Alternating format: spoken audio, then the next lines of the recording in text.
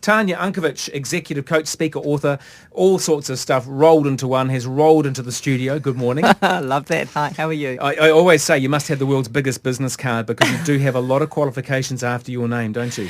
I do, but as I've said, it's all about life experience, isn't it? It is. And to that point, it is about... It's so much easier to give advice if you can say, listen, I've lived it, I've done it, this is what you should and shouldn't do. I understand. So today, exactly, we're talking about developing the muscle of resilience, aren't we? Yes, discipline, resilience, etc. So we all need it, right? I mean, you have to have a why to get out of bed in the morning. You have to have a why, especially if you're in business on your own. Why am I doing this? You need to have passion and be excited about it. Yeah, which is easier said than done when it's the middle of winter and the alarm's gone off and the birds aren't even singing, it's dark. When you're employed, you've got to do that to get your money, right? Otherwise you get sacked. So how do you manage to maintain that level of determination when you're self-employed? Well, as I've said, you've always got to have a reason why. And also you've got to be very passionate about what you do. You've got to actually enjoy what you're doing and why you're working in business on your own. You've got to keep reminding yourself of all of the benefits of being in business on your own. Keep stacking the reasons why you are doing this. And if you have to have it up on a board in your office, then do it because you need that daily reminder, just like washing, right? We need to have reminders every single day of why we're doing this. That'll give you a great push. Do you have to love what you do in business? It helps. It absolutely does help. It's, it'll be a driver for you. For me, for example, getting that feeling of contributing to human beings, to mankind, it's an amazing feeling. And so that is one of the things that gets me out of bed. You do need to have that. If you are self-employed and you don't have a team of people to motivate you, what are some of the key things you can do to make sure to check yourself? Have you got some sort of guides there? Well, mentorship, definitely have a mentor if you need a business mentor. You don't need to check in with them every week, but look, have someone there that you can call upon. Also have an accountability group. Perhaps sometimes if you belong to a group of mentors or a group of people in a similar kind of business as yourself, that is one way that you can actually stay accountable. But also make sure that you're enjoying your day. Make sure that you mix it up, that you don't just, every day's a drag. Make sure that you're doing other things in there like staying physically healthy and emotionally healthy as well. Because as they say, being in business, right, it's 20% strategy and 80% psychology. So keep your mindset healthy. I know that you teach about resilience in this area and you've got 5... Are they pillars? Pillars of resilience. Tell me about those. Well, firstly, you've got to be physically resilient, right? Keep your body healthy. Everyone knows what to do there. But, do we do it? No, that's where we need the mentorship and accountability. Emotional resilience, that is keeping your mind... Well, keeping yourself mentally healthy, right? Every day read something that will stimulate you intellectually, emotionally.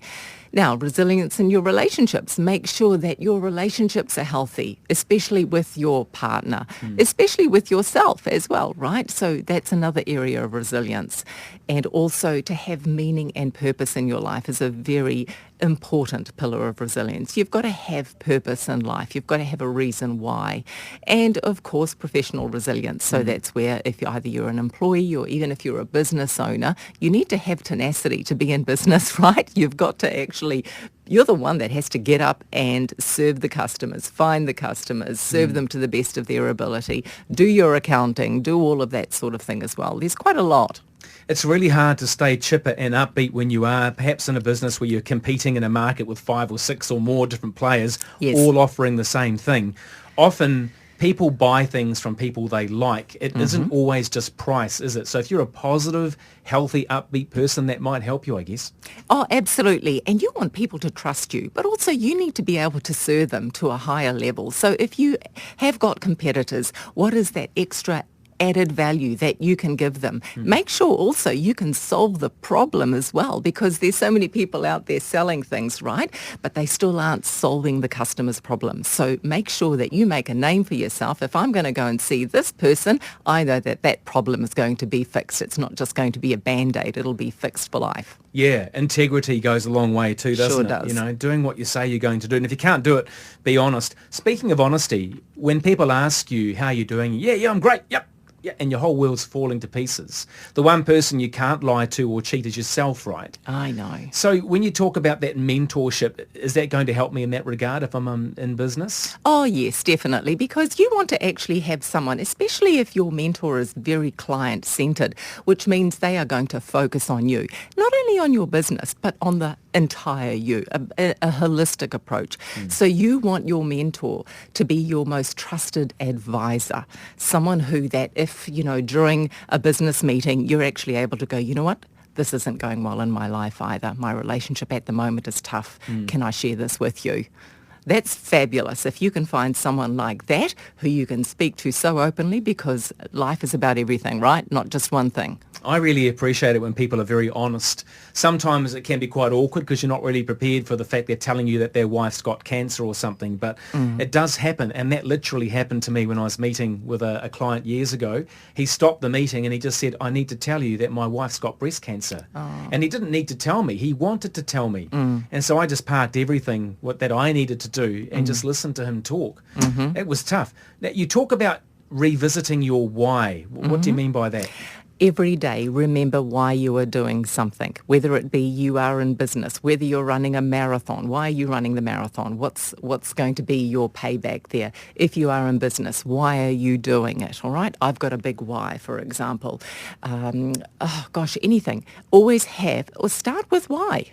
When you've got a really strong, compelling reason why, that even when you go through the ups and downs of life, the ups and downs of business, that why is what's going to push you through those tough days. That's where resilience comes in. And it's probably where you come in as well, Tanya. So, I mean, you're there to work with people if they need your services. How do people get in touch with you? Okay, go to my website, tanyaunkovich.com, or Google me, find me on Facebook. I'm all over the place online. So you are. You've got a very unique surname, and I know some people will be trying to write your name down. How do I spell your surname? It is Unkovich.